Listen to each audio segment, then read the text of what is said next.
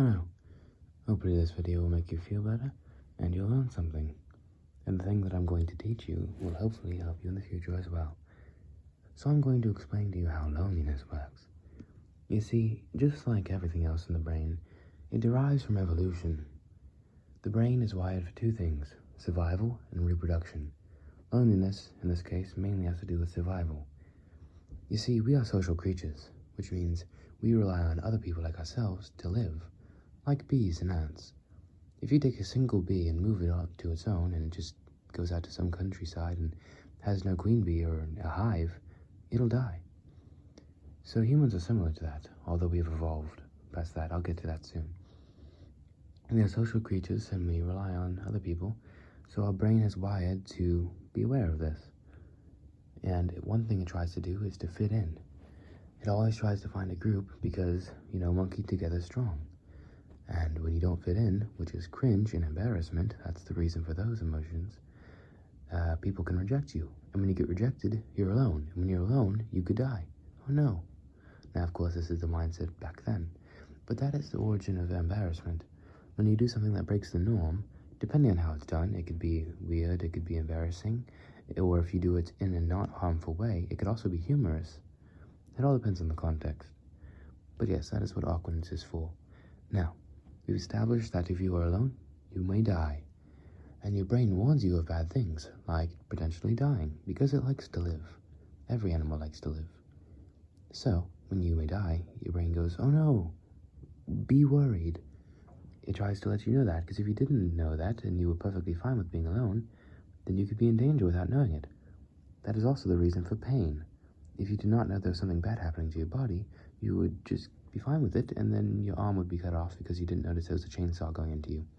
So yes, pain and many other bad feelings, and good feelings, essentially are letting you know what's happening. And loneliness, as we've established, is a bad thing, which is why it feels bad. Now, your subconscious, it does this. And when it sees, for instance, a couple, and you look at people and you're like, oh, okay, that's a nice, happy couple, having a good time, and I'm alone. It doesn't feel good. Now, it's partially because of jealousy, which it's kind of complicated how that works in the brain, but basically it's comparing to other people and thinks there's a gap that's not fair. But it's mainly because it's reminding you that you're alone. So here's a little thing you can do, and this quite literally works. Talk to your amygdala. Now, you don't have to address your amygdala, you can just address your brain in general. But what you're doing is you're talking to your subconscious. Now, your brain is stupid in a way. You can literally talk to it. It can be influenced. That's how psychosomatics and placebos work. If you think something will happen, it will just happen because your brain thought it would happen. It's a little silly. So, I like to give you an example. I'll talk to your amygdala now. So listen, viewers amygdala. You are making them very stressed and they feel bad for being alone. But this is the year 2025. Alright, you will not die. You will not be in pain. In fact, I highly doubt you're 100% alone. You most likely have at least one parent, probably two, maybe other people. You probably have at least one or two people you can rely on. And if that's the case, then you're definitely not alone. Even if they aren't good people, hopefully they're keeping you alive. If you are truly alone and you have no sustainable way to stay alive, well, then that's not a problem with loneliness necessarily. That's a problem with you lacking food and water and shelter. You should seek those things. But otherwise, listen, person's amygdala, you need to calm down, alright? So we're going to hopefully go to your logical side of your brain. And remember, this is not the year 5000 BC. You will be alive. You will be fine. You will get along, and I don't want to do the cliche thing and say, I'm sure you'll be alright, because I can't guarantee that, and you should never be confident about something you're not sure of. All the time. People do that a lot. So don't be confident unless you know. So I won't say I can guarantee you'll be alright. But I can say I have a very high confidence that it will work out okay and you will be alive. The worst case scenario, well, reasonable scenario, is that you literally meet no one ever. Your parents die and you're living alone and you lose your job and you become homeless. Now, think reasonably for a second with your logical side. Do you actually think that is going to happen? Truly. I should hope not. If you're in that bad of a situation, then I'm sorry. I wish I could assist you, but unfortunately, I'm simply making a YouTube video. I can't really help you there. I'll pray for you, but otherwise, I think you'll be fine. If you just, for instance, a 13 to 17-year-old teenager, and you're just living life and you want a partner or even just friends, well, please don't use like AI assistants. They're not real. Talking to things that aren't real and pretending they are is delusional. And I get the reason it could comfort you, but it's not very healthy. The brain, tricking your brain in general is not a good thing, because then you kind of lose touch on what reality is.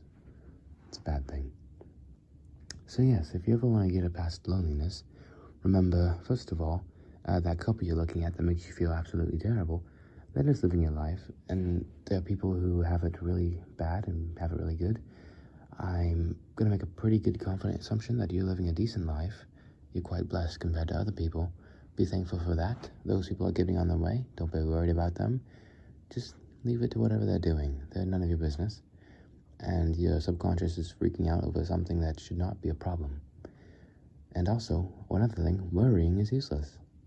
Of course, it's a good alarm. Like I said, bad things, bad feelings, they tell you things. That's what worrying is. It's telling you, oh no, be attentive. This is a bad situation. But if you worry too much, it'll just hinder you. So, take fear as an acknowledging thing. Go, okay, this is bad. And then purge the worrying, purge the fear, purge the anxiety, and solve the problem as fast and efficiently as possible. For instance, if you have a lot of work at work, and you can't do it all, and you're freaking out, like, what do I do? Calm down, do the best you can. You can't just freak out about things. So, you don't need to freak out in the first place. All it does is make you feel worse.